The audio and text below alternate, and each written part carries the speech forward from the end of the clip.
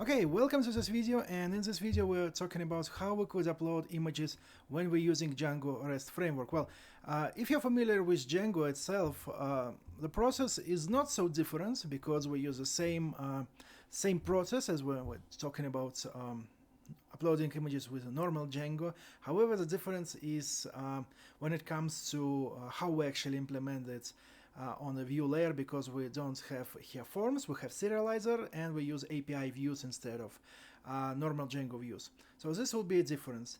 And just a small note, we're not talking about file storages here because it's a totally different subject, and it will be devoted for the separate video. We will just upload our images just to the media folder as usual. So we're not using S3 compatible storage, we're not using anything else. We just upload everything to the media folder. And if you want to learn about how we could use S3 or any other custom file storage with Django, please subscribe to this channel because I will also make this video. But this was just a small note, and let's see what we need to do now. Okay, so the first thing, we need to set up our project to use images, to upload these images or any other files. So the first thing first, we need to specify two variables, the media root and the media URL. So let's go to the file that is called settings.py, and here we need to add two more variables, the media URL and the media root. So these two variables declare where actually we would store our data, our files, so user uploaded data, and it is independent from file storage. So if you will have S3 file storage, they also will have this kind of media root and media URL, but as we use just a simple file storage, they will be located in the root folder of our project. So let's save it, and let's modify our model, because what I want to do now, I would like to add a new field to the user, and it will be an avatar. So we will keep this data in the user model. So let me go to models.py in the user's app, and here let me add another field that is called avatar, and it would be a type of image field. So in image fields, we need to specify an upload destination, so where our images would upload. So you could hard code it, but it is it's a better practice, just a better practice to have a separate function that will calculate this destination, so you could organize your files in more wise manner. So how we could do it? Well, first thing first, we need to import OS package, and now let me create a new function that's called get upload path, and this function has two variables, two arguments. The first one will be instance, and the second would be file name. So the instance would be this instance, so this user instance, and the file name is a file name of the image that we want to upload to our user. So how we could do it? We'll say return OS path join, and here we provide actually a list of different folders that we want to organize our images. So I prefer to use it like a separate images folder inside the media root folder. I will call it avatars. The next thing, we need to get instance pk. So this instance pk would be a primary key of this user.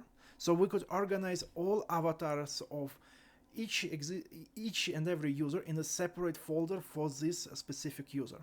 And finally, we just specify a file name. So this would be a get upload path, and here we say get upload path as this function. Okay, so we also need to set this avatar field to blank and to null, because it will be optional. It's not required also for migrations, and basically this is all what we need to do. The final step that we need to do in order to make use of this image field, we need to install library that is called Pillow. So let me just go to the Chrome. Well, here you could see the page of this library, and you could see that this is basically a fork of a Python imaging library, and this library will add some image processing capabilities to your Python interpreter. And basically, why we need to use this Pillow library? Well, we don't need any kind of image manipulation with our avatars. However, we need is to make our Django application aware of the avatar. So this is really an image, and another way, this is kind of like server-side validation, because you should never trust files that are uploaded by users to your application. It could be dangerous files, it could be executables, just by changing file extensions, because browsers rely on a file extension in order to distinguish MIME type of the file. However, it could be just change it, and you need to have the kind of library like a pillow to distinguish that this is really an image, so this is not anything else, and for this we use a pillow. So we need to install this library. So let me go to my terminal and let me call a command that's called poetry add pillow, and now this will install the pillow dependency to my project. And now we have it installed, and we could make migrations. So say poetry run python manage.py make migrations, and field avatar was added to the user, and we just need to migrate. So poetry run python manage.py migrate. So now we completed steps that are in common for Django and Django REST framework. So the difference will come when we're talking about serializers and views. So let's see how we could actually implement it with Django REST framework. Okay, once we have our setup completed, once we have modified our user model, the next step that we need to do in order to upload the images with Django REST framework is logically to create a serializer for this avatar update. So let's go to the serializer.py file in the users app, and let's create another model serializer. So I will call it AvatarSerializer, and as I said, it would be a model serializer. So as always with model serializers, we have to add a meta class, and we have here a model, which is a user, and we will have only one field, which is called avatar.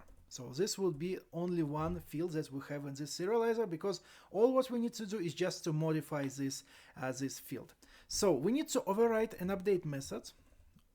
And as you could see, we have here an instance, and we also have a validated data. So in the previous case, in the sign-up serializer, as you could see here in the same file, we have a create method which has only validated data. So validated data, if you're not familiar with Django, is basically what we have from our view. So what is uploaded by user. And the instance is basically an instance of the user that we want to update. So let's update this file, this instance, and we need to modify the field called avatar. And in order to do it, we say validated data get, and here we provide an avatar field, but also we need to provide a default value, because we don't want our avatar to be blank once we don't have anything. We just want to have the previous avatar of the user, and this is basically all. Next, we call the instance.save method to commit changes, and we return instance. So this is kind of how we could do it on the serializer level. And the next step that we want to do, and the final step here, we need to create an API view, a custom API view to update avatars. But it will be a little bit tricky, because we need to talk about parsers before we will talk about a view implementation. So let's see how we could do it. Okay, before we'll continue with the API view implementation, I feel that I need to make a small introduction to the topic of parsers.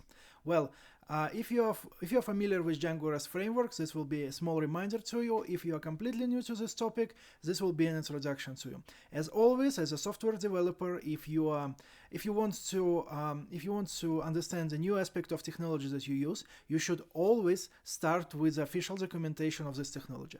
In this case, as you could see, I have the Django REST framework documentation open in my Chrome browser. So, what is a parser? Well, when we send any data to our server-side application, it should be consumed. It should be understood by Django before it should be consumed, before we could access this request data instance, as you can see here.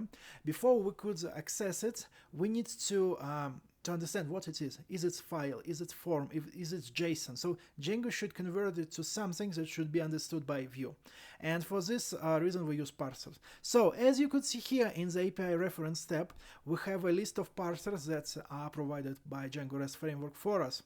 Well, we have a JSON parser, which is kind of like the most common, because the most common use case is to use this application JSON data type to be sent to our server. We also have a form parser and we have a multi-part parser. And in the bottom you could see we have this file upload parser, but a small note here that we will not use it. And why we do not use it? Well, as you could see here, the first reason, we don't have a media type. So basically we could upload anything with this file upload parser. And this is not the best thing, especially if you work with web clients such as a simple Django pages, forms, or you could use single page application. So in this case, especially if you work with the web clients, you should use a multi-part parser. So especially if your clients such as web clients or native clients allows us to use, it is a better approach, because here we could check that we actually upload some form data, some file data to our server. And for this reason we use a form parser and we use a multi-part parser. And as you could note here that typically we use both form parsers and multi-part parsers together. Well, the idea of what we would do, we will construct a form. Either if you could see here in the MDN page, either we use a normal form that is rendered as a part of Django page like we have here, or we could construct this form programmatically using our web clients, as for example from the mobile application, or we could send this data using Axios from React or Vue application. So we will rely on these forms. So in order to use this functionality of form file uploading, we will use form parser and multi-part parser. So we will not use file upload parser. So I hope this kind of makes sense. And let's go back to the Visual Studio Code and let's implement our view. Well, go to the views.py in the users app. And here we need to first to import several things. So first thing first, we need to import from REST framework parsers. We need to import multi-part parser and a form parser. Also from a REST framework views, we need to import an API view, and from REST framework response, we will import the response class. So we need to import these two things, especially this API view and this response, because we will not use a generic view like we did in the sign up view, but we will use our own custom view. And we also need to have a permission. We need to import is authenticated, because we need to have a user instance in order to be updated. So we could not just upload an avatar, we need to have a user. And for this, we need to get this is authenticated permission in order to ensure that we have actually a request.user instance. Well, let's implement this, this avatar API view. So we called it ChangeAvatarAPIView, and we extend API view. So here, what we'll do, we will have first permissions. And we have here is authenticated. We will have here also two parsers, so form parser and multi-part parser. And we also need to have a serializer, so we need to import it. So we have here AvatarSerializer. So we have here serializer class. And actually we don't need to have here serializer class because it's an API view. It doesn't have this serializer class. So instead, what we will need to do, we need to override a post method. So we have here a post method, which has self, which have a request, and it also have a format, which we need to set to none, because we upload not JSON data. So what we do here, first thing first, we need to get a user. And it's very simple. We get just request.user. And so next we need to have a serializer. So we have serializer. And so we get an avatar serializer where we supply two things. We supply here an instance, which is a user. And we provide here a data, which is a request data. And then we need always to check that serializer is valid. So if serializer is valid, in this case, we have here serializer.save. and we return a response. So we have response where we have data, which is a serializer.data, and we also have here status code. So we have here status, which would be 200, just 200. And if serializer is not valid, we will return a response, and the data would be serializer errors, and the status code would be 500, which is like a server-side error. And this is the all implementation of this API view. The last thing, we need to go to the urls.py and we need to register this. So let's import it. So we have here ChangeAvatarAPIView, and here we say pass API avatar. We have here this ChangeAvatarAPIView as view, and we set it to name. So we have ChangeAvatarAPIView. So this is basically the whole implementation of this process, and now we could run our application and we could test it.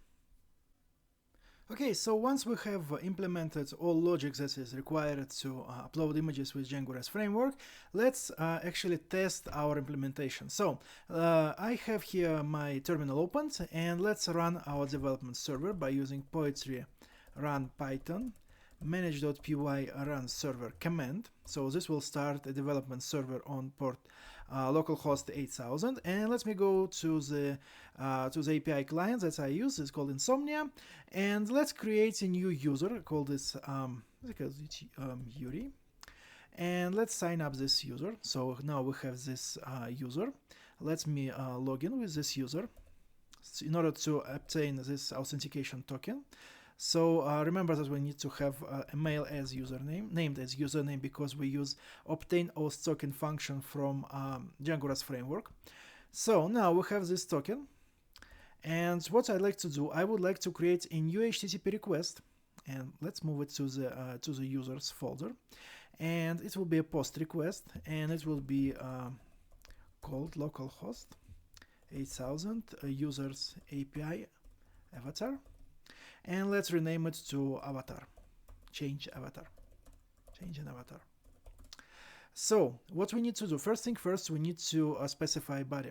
So we don't use here JSON, we use here what is called a multi-part form, because remember we have here multi-part form parsers. So in order to do this, we use this multi-part form. So we will emulate a normal HTML form that we will have in a browser. So we specify a name of the field. Remember that it's called avatar, and we specify a value. So because we have a file, we need to select here this file, and let me just select this a new logo that I prepared for my YouTube channel. So it will be a test avatar that we will upload. So don't forget that we also here need to specify an authorization header, because we only allow authenticated user to use this endpoint, and now we could send this request. So as you could see now, we have here this address of the image. And if you will use libraries that are called Django storages, and especially if you use it with S3, it will return you what is like an S3 compatible URL to access this this avatar, but we don't have it. We store our images to the media folder. So let me go back to Visual Studio Code, and now as you could see, we have here this media folder where we have this avatar uploaded, and as we implemented in the upload to function, our address has an images folder, it has avatars, and it has this primary key of the user, and then we store this these images there. So it allows us to make our file system more organized. And if we go back to the DB SQLite here, if we maximize the screen and we go to the users, now we see that we have here this avatar field populated for this user. So we could ensure that our implementation now is working and everything is okay. And as I've said, we just touch the topic of this file uploads with Django REST framework. Of course, I did not talk about custom file storages such as S3 storages or using Django storages library. It will be like a topic for the separate video. And if you're interested in this topic, I encourage you to subscribe to this channel. And if this video was useful for you, I encourage you to like it, to share it with your colleagues and friends, and to subscribe to this to my YouTube channel. So have a nice day and see you soon.